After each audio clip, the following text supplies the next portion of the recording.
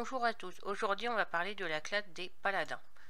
Le paladin observe fidèlement ses règles, protéger le faible, faire régner la justice et vaincre le mal jusqu'en dans les recoins les plus sombres du monde.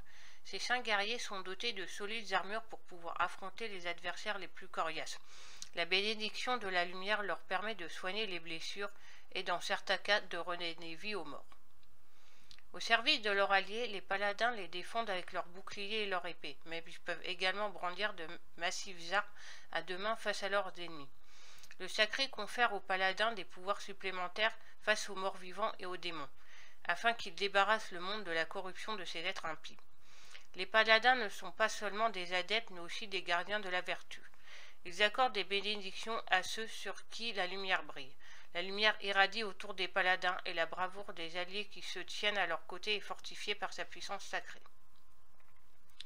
Durant la première guerre entre les orques et les humains, les prêtres de la lumière œuvraient sur les champs de bataille afin de soigner et soulager les blessures des combattants. Toutefois, devant la folie meurtrière des orques, ils se trouvaient bien démunis et ne purent empêcher ni le vol du tome de divinité ni la destruction de l'abbaye de Comté du Nord.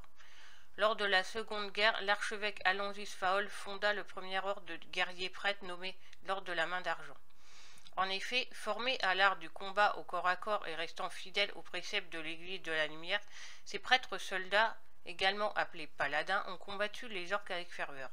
Usant de la Sainte Lumière, les paladins sont des combattants hors pair dans la bataille et ils procurent des soins à leurs alliés.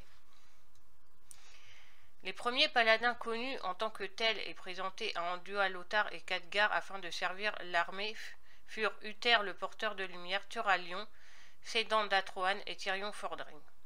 Thuralion fut choisi parmi les 4 pour commander car son cœur n'était pas aussi pur que les autres, défaut nécessaire pour en faire un bon commandant. Défenseurs de la veuve et de l'orphelin, ces guerriers bénis sont à coup sûr un soutien très apprécié au combat. Ils agissent uniquement selon la justice de la lumière, s'armant de marteaux la plupart du temps pour mettre à bas les viles créatures jugées indignes de vivre. Après la Seconde Guerre, les paladins furent également très efficaces dans la croisade de l'Alliance contre la Légion ardente et le fléau mort-vivant. Malgré la mort d'Uther, le porteur de lumière qui fut tué par Arthas et la dissolution de leur ordre, les paladins sont toujours au service de l'Alliance dans leur lutte perpétuelle contre les innombrables ennemis. À noter un événement troublant dans l'histoire. L'asservissement d'un Naru, une créature faite de lumière pure par les elfes de sang afin de s'approprier les pouvoirs de la lumière. Ces paladins nouvellement créés, menés par Damniadrin, furent nommés chevaliers de sang et n'avaient pas besoin des enseignements de la lumière pour s'en servir. Après la révélation de la trahison de Keltas, ils demandèrent pardon et jurèrent fidélité au Naru Adal.